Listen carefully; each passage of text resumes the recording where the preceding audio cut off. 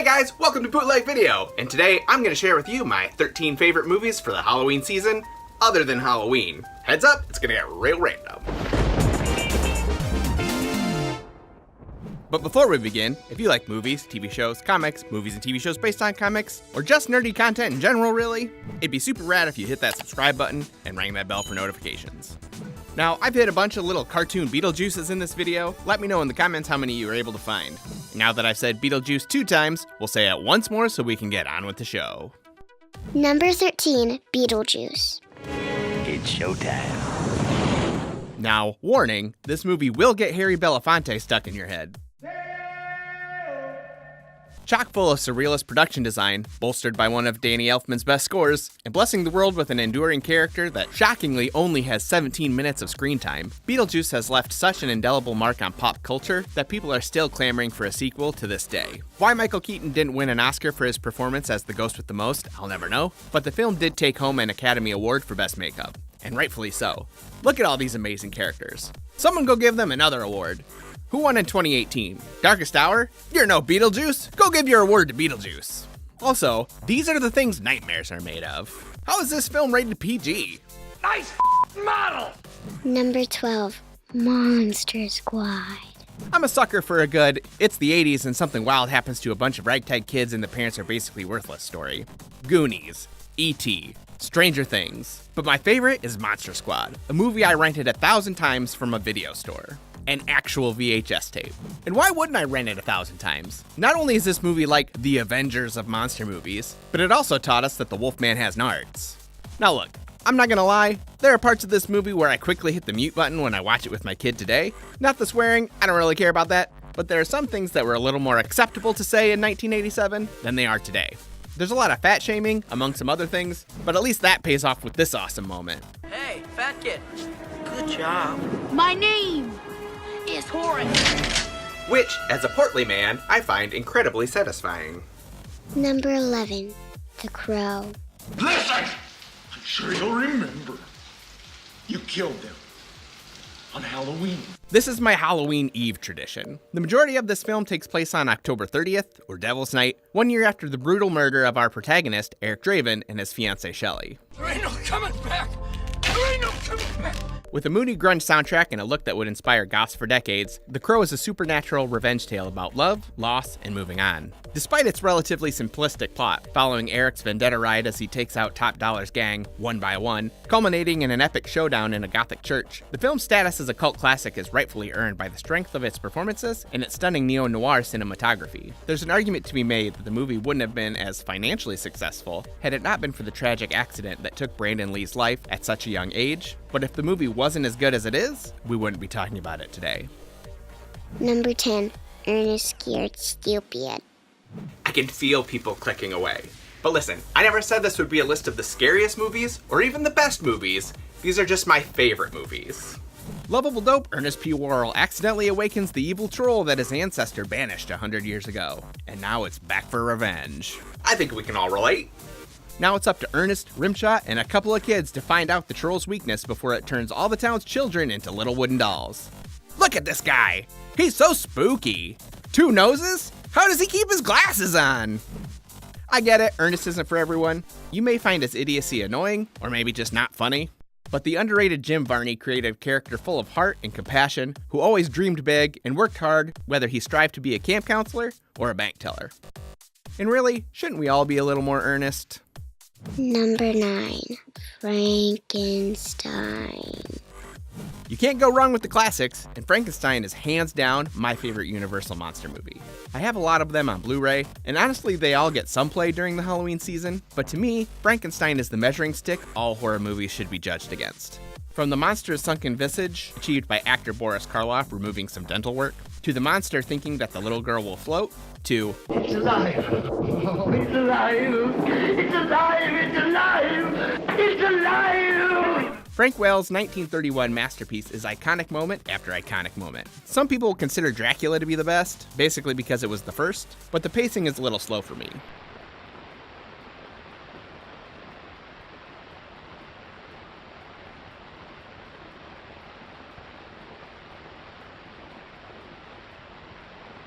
I am right. And the Wolfman is great, but in 2018, Larry Talbot's kind of a creep.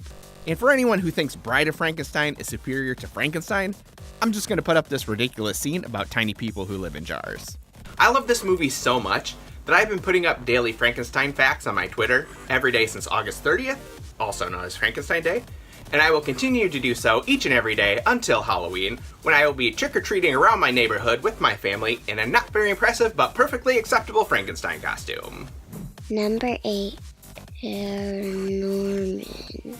Really, you could put any Leica movie on here, especially Coraline, but the one that has the most rewatchability is Paranorman. Like a lot of protagonists of the films on this list, Norman is an outsider, even in his own family. He's picked on at school for being different and ostracized by the citizens of his small Massachusetts town. You see, Norman sees dead people.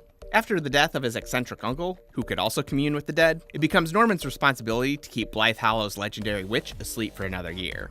Problem is, Norman doesn't know how, and the witch awakens, along with a group of colonial-era zombies. Now it's up to Norman to save the very people who want nothing to do with him. Full of nods to classic horror films, You wanna play some hockey? Paranorman is funny, scary, and actually has a lot of heart, although that shouldn't be a shock for any Leica fan. This is a movie for anyone who grew up feeling like they didn't belong, for kids whose walls are covered in horror movie memorabilia, or maybe they still are. It's autographed. Or for anyone who understands that you don't become a hero by being normal. Nightmare Before Christmas, Nightmare Before Christmas, that's number 7 on this list. I know this one gets a lot of flack for being every emo kid's favorite movie, and for being the unofficial mascot of Hot Topic, but The Nightmare Before Christmas has some truly stunning visuals and gave us the best Halloween song since Monster Mash. This is Halloween, this is Halloween. Sorry, Bobby Pickett, there's a new Graveyard Smash. But I think what I like most about Nightmare Before Christmas is how it takes two things that should be polar opposites, Halloween and Christmas, and mashes them together and somehow makes it work. Like crab rangoon pizza, or peanut butter on a hamburger, or eggs on a hamburger. You ever notice how any food can become a breakfast food just by putting eggs on it? Why is that? You want to eat pizza for breakfast? Add some eggs. Boom, breakfast pizza. You want a burrito? Eggs. Boom, breakfast burrito. Just eat what you want. You're an adult, and this is America, damn it. Land of the free and home of the brave. If you want to eat a taco at 6 in the morning, just eat a taco. Ain't nobody judging you. Wait, what was I talking about? Oh yeah, Nightmare Before Christmas. It's pretty good. Have you found any of those cartoon Beetlejuices yet? There've been a couple. If you have, type sandworms in the comments below. Number 6, Near Dark. One of Academy Award-winning director Catherine Bigelow's first films, Near Dark is a cult classic vampire western starring most of the cast of Aliens, and is probably best remembered for Bill Paxton's amazingly maniacal performance as the spur-clad lunatic, Severin. Finger licking good. You're a true treasure, B-Pax. I miss you every day. Unlike a lot of films in this genre, at no time does Near Dark ever attempt to make you think there's anything sexy about being a vampire. Everyone is sweaty and gross, and they just look like they smell really, really ripe. Like, if you told me that the vampires in Near Dark, instead of being allergic to garlic, were allergic to showers, I would 100% believe you. But that raises the question, what in the fresh hell is this?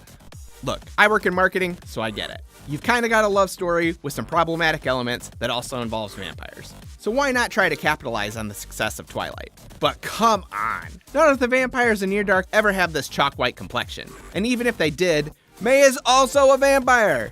Get out of here, Lionsgate, with your false advertising. Shame on you for trying to trick Twilight fans into watching a good movie. For shame!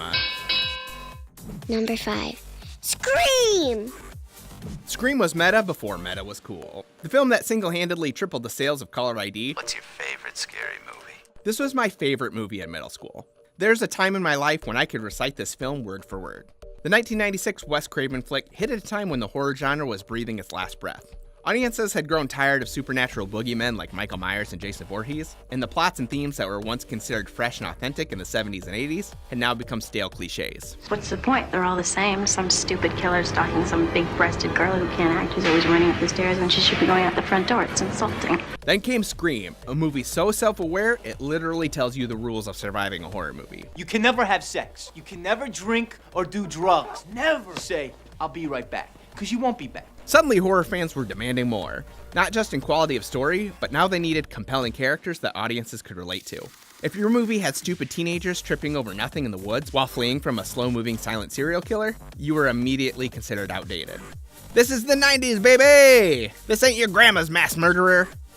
I understand that the legacy of this film may have been tarnished by some subpar sequels, blatant knockoffs, and for accidentally launching a series of lazy spoof films, but there's no denying that the original Scream deserves a spot in horror film history. When I was in 8th grade, my friends and I tried to make a Scream parody for a class project. This was about 2 years before Scary Movie came out. And we got about halfway through filming before our teacher called us into his office and was like, hey, I gave your script to the administration. They've circled some parts they feel might be inappropriate. It was like every other word. Apparently middle schools frown upon their students talking about disembowelments and decapitations and using a classmate's corpse as a piñata. The man's always trying to hold me down. Number 4, The Halloween Tree. Narrated by Rachel Bloom's favorite author, Ray Bradbury, this 1993 Hanna-Barbera film is surprisingly heavy for an animated feature from Cartoon Network. There's not one fart joke! Featuring Leonard Nimoy as the voice of the insidious Mr. Mountroud, The Halloween Tree takes a group of kids through time and space, discovering the origins of various Halloween iconography, such as skeletons, mummies, and witches. Leading the kids through history is the ghost of their friend Pip, who they refuse to accept died earlier that night of appendicitis. The Halloween Tree ends on a positive note, but going back as an adult, I wonder just how much those kids actually sacrificed. You know what? I can't say anything else without spoiling it. Warning, the following content contains spoilers. Our 4 heroes bring Pip back to life by sacrificing 1 year from the end of their own lives. This is noble, but it's also short-sighted. Nobody knows when their time is up. What if the Gargoyle Kid only had 1 year left? He would have dropped dead right then and there. Not to mention how this would affect their future families, future wives, husbands, children. What if this decision left somebody orphaned? What if this meant someone was never born? Just for their reckless friend Pip, who's probably going to die young anyways by trying to dodge a train or something? And you never even asked how long Pip would be back. Was it only for 4 years? 1 year for each of you? Or is it just 1 year? And Roundtrout got like a 4-for-1 deal. How do you know he wouldn't sandbag you and bring Pip back for one night just to have him get hit by a bus in the morning? Or how about this? What if Pip lost the ability to die altogether, and he would eventually grow into some kind of decrepit zombie husk, begging for the sweet release of death that would never come? Did you guys even consider that? This was a bad idea. You guys are bad negotiators. You kids are dumb. Number 3, Haunted Saginaw. Okay, full disclosure, I actually got to help shoot one of these, and it was one of the coolest projects I've ever gotten to work on. Haunted Saginaw is a series of paranormal investigation films led by recording artist Stephen T. Shippey, also known as Prozac.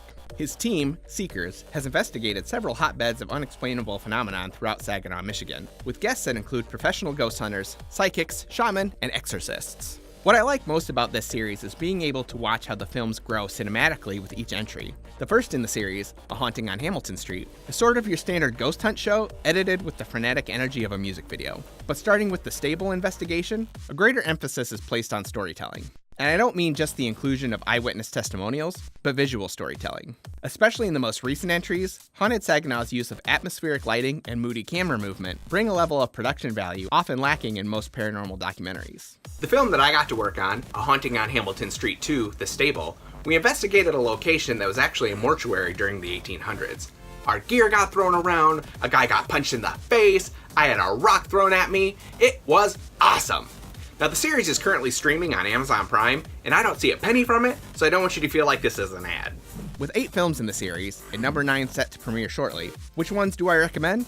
Well, that all depends on your jam. If you're looking for scares, I would skip the first one. The content is great, but it's not edited for suspense or dread.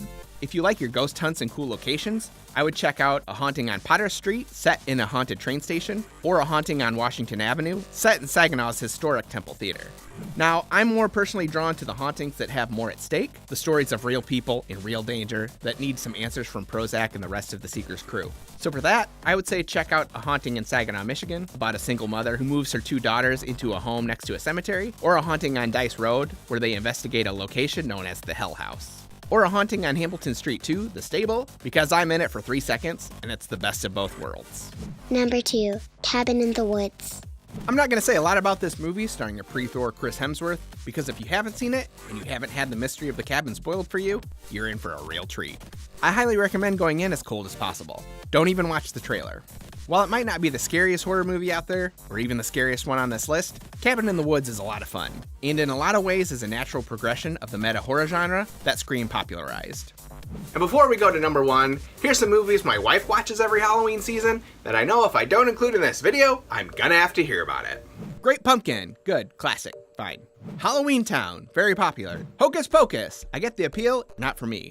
Everyone cool? Cool. Number 1! Number 1, Trick or Treat. This is the one I try to watch on Halloween, either after trick-or-treating, or sometimes I take the day off work and just watch it while I carve a pumpkin, because I'm getting older, and it's getting harder for me to stay up late at night. Featuring the instant horror icon Sam, this adorable little pumpkin-headed murderer. Trick or Treat is a series of interconnected stories on one Halloween night. Serial killers, zombie kids, werewolves, they're all here. The anthology format of Trick or Treat allows the film to capture the true spirit of the holiday, be it for kids who still dress up, jerks who smash pumpkins, college kids who look for any excuse to party, exhausted parents, and crotchety old neighbors who just want to be left alone. It's been about a year since we've had any updates on the announced sequel, with writer-director Michael Dougherty saying he'd like Trick or Treat 2 to be his next project after Godzilla King of Monsters is completed. And with that movie set to be released in May of 2019, hopefully we'll be getting some details soon. No film better encapsulates the essence of Halloween, more than Trick or Treat. Except maybe Halloween, but I said we weren't going to talk about that.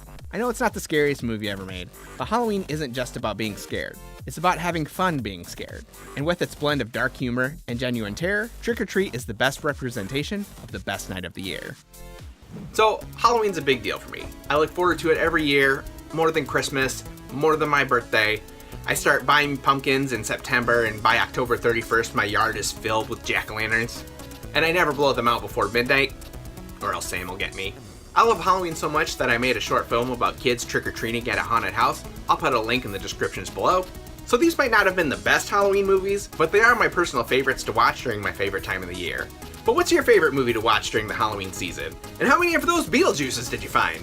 Let me know in the comments below. And as always, if you like movies, TV shows, comics, movies and TV shows based on comics, or nerdy content in general, it'd be rad if you hit that subscribe button and maybe ring that bell for notifications.